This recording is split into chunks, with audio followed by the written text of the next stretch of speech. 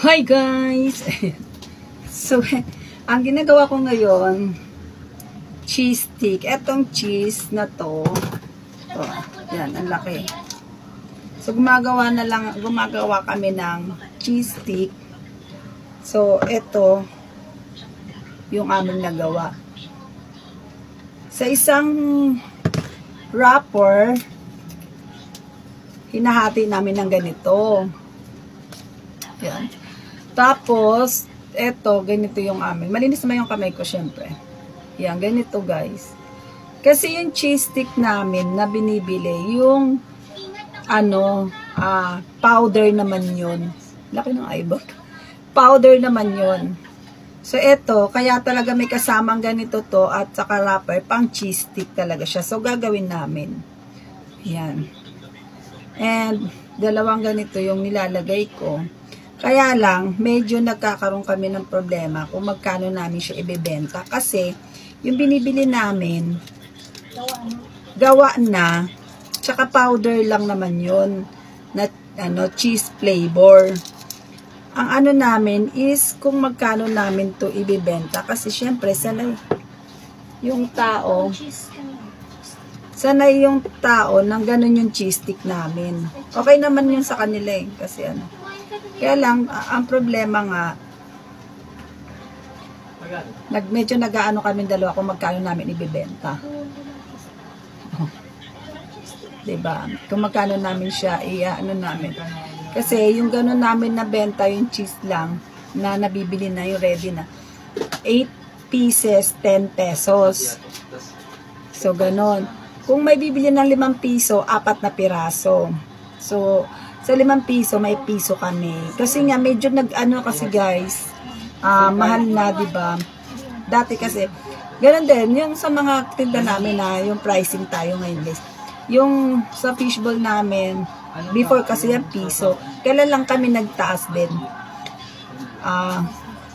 So ngayon, ay 50 pala, hindi piso, 50. So, yan, sinaunang panahon na presyo ng fishball. Pero, nung nagtaas na ang fish, ang mantika, gasol, in everything, mga diba? So, din kami. Pero, mas mababa pa rin kami. Kasi, sa 10 piso is 16 pieces. So, parang lumalabas na, yung 10 piso mo is magiging 8 pesos lang. Parang yung namin doon is 2 pesos. Parang ganun.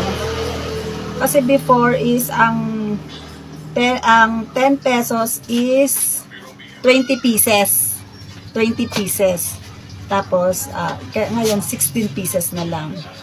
Hindi pa rin masama, diba? And then, sa kikiam naman, ang kikiam is 8 pieces pag 10 pesos. Ganun. Ang french fries, yun, 10 pesos pa rin kami. Sa iba, nagreklamo nga yung mga ibang bata pag may mga bibili. Kasi sa iba daw, kaya iba dito nagpupunta. Kasi nga yung iba nga daw is, ang french fries nila, ilang piraso lang daw, 10 pesos. Sa amin naman, kahit papano naman, yung lagayan namin na, yung paper cup naman, lagayan ng french fries. Kahit papano naman, naman yun, napupuno-puno. So, ayoko pa rin naman ng masyado. Siyempre, lalo na pagbata ang bumibili. Mayroon pa naman kahit papano tinutubo. So, yun. Ayaw naman na. Kasi sa iba daw, mga ilang piraso lang daw. Parang sa amin naman, minsan nga, pag ako nagbebenta, medyo na, kasi ang dami. Kasi na, ko, lalo pagbata, syempre. Ayun. Tapos, yun, eto, hindi ko alam kung magkano namin maibibenta to. Sa iba kasi, hindi, meron ako napanood na gumagawa rin nito tapos nagbibenta.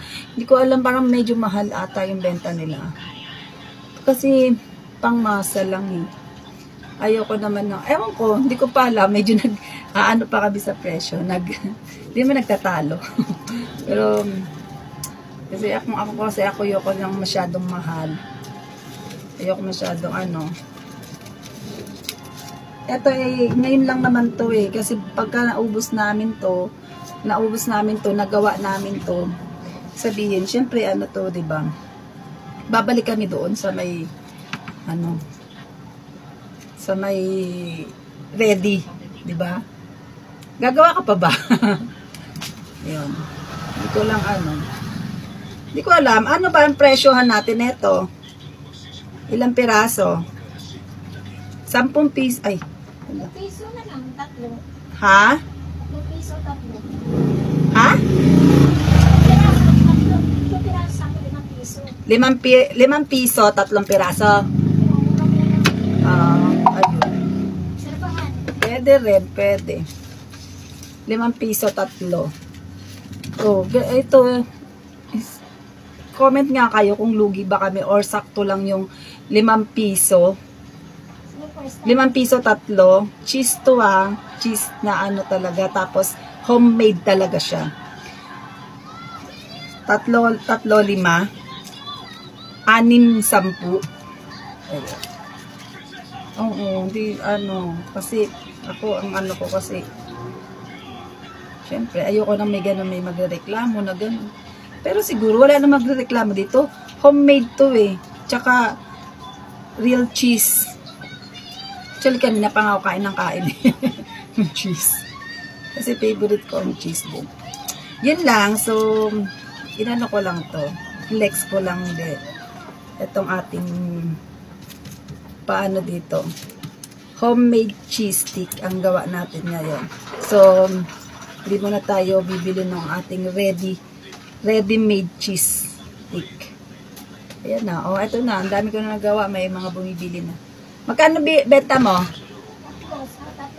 Oh, 3-5 piso.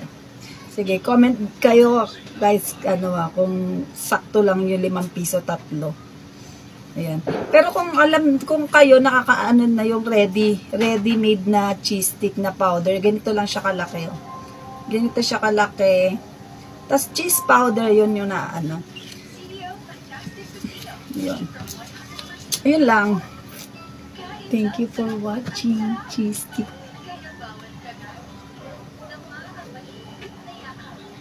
Para may pang thumbnail.